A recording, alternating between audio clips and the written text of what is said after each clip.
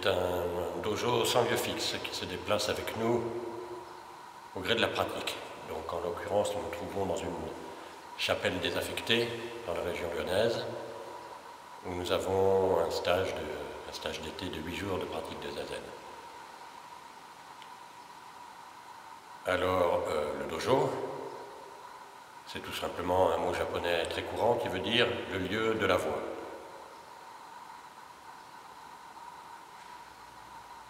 La voie, c'est un terme qu'on utilise, un terme qui vient d'Orient, qu'on utilise dans les arts martiaux, qu'on utilise pour différentes disciplines ou différents arts, comme les arts martiaux, l'art floral, la cérémonie du thé. Donc nous, notre voie, c'est la voie du zen. Et le lieu de notre pratique, c'est le dojo, mais c'est aussi l'univers entier. Alors le zen, qu'est-ce que c'est? Il y a bien beaucoup de confusion qui règne autour de ce nom-là.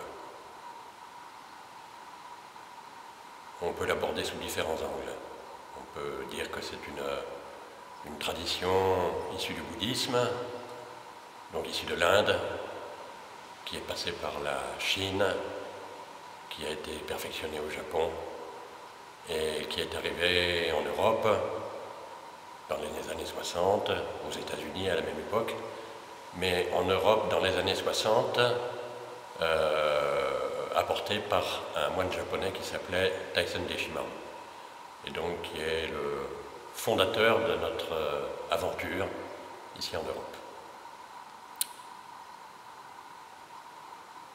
Mais le zen, c'est surtout un accomplissement de l'être humain. C'est quelque chose de complètement universel. C'est pas du tout quelque chose de spécial, d'exotique, de japonais, de chinois ou quoi que ce soit. C'est quelque chose qui convient à tout le monde. Et notamment, en notre époque, de grands désarrois. Le zen, c'est revenir à la condition normale du corps et de l'esprit. Ce n'est pas devenir ou rechercher quelque chose de spécial, d'exotique, de bizarre. C'est tout simplement devenir pleinement, intégralement soi-même. Réaliser toute sa potentialité d'être humain. Autrement dit, aller au-delà de ses caractéristiques personnelles, liées au sexe, à l'âge, au rang social, aux idées personnelles, à la culture. Pour accéder à une dimension de nous-mêmes qui nous dépasse complètement. Ce que nous enseignons et ce que nous pratiquons, c'est que l'homme ne se réduit pas à l'idée, à l'image qu'il a de lui-même, à ses pulsions, à ses opinions personnelles. L'homme a une dimension complètement cosmique. L'homme fait partie de l'univers entier. Le tout contient les parties, et les parties contiennent le tout. De même que chaque instant est l'éternité, et que l'éternité n'existe que dans l'instant présent. Nous marchons avec la sagesse des anciens sur le chemin de la construction de l'humanité de demain.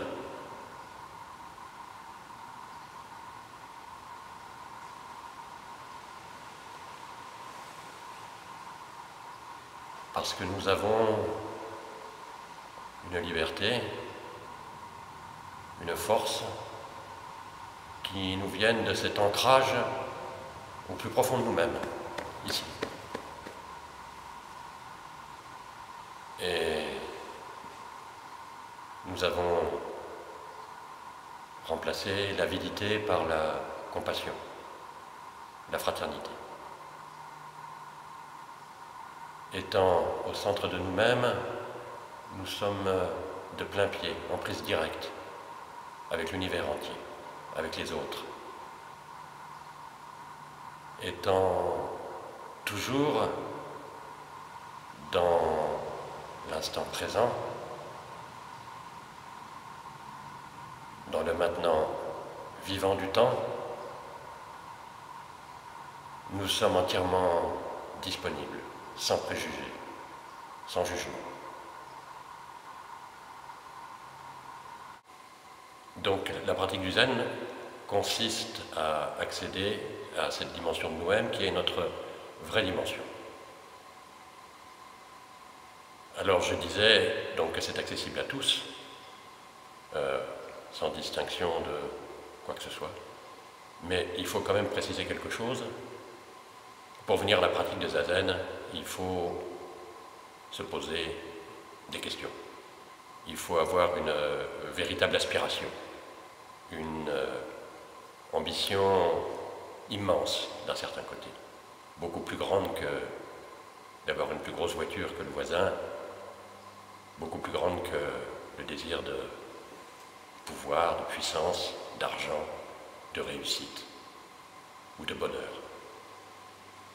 Si on n'a pas cette aspiration primordiale, jamais on ne viendra s'asseoir sur un coussin pour méditer. Donc posez-vous cette question. Est-ce que vous êtes prêt à continuer comme vous le faites maintenant, bousculé par tous les aléas de la vie, ou est-ce que vous avez envie de trouver une authenticité, une liberté, une stabilité, une joie qui dépasse complètement nos petits appétits, nos idées personnelles. Et s'il n'y a pas cette question essentielle, on ne peut pas continuer à pratiquer, parce que la pratique est une source de joie immense. La pratique est ce qu'on appelle le lieu de la joie pure. La joie pure, ça n'a rien à voir avec le bonheur vers lequel tout concourt à nous faire courir. La joie pure, c'est la joie de la liberté intérieure. C'est comme à la fin de l'hiver, le cheval qu'on lâche dans la prairie. C'est une joie sans calcul, sans appropriation. C'est une joie spontanée,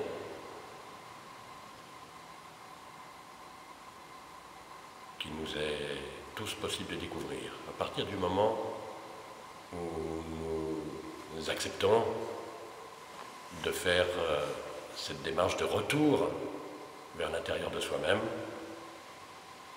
que je vais tenter de vous expliquer.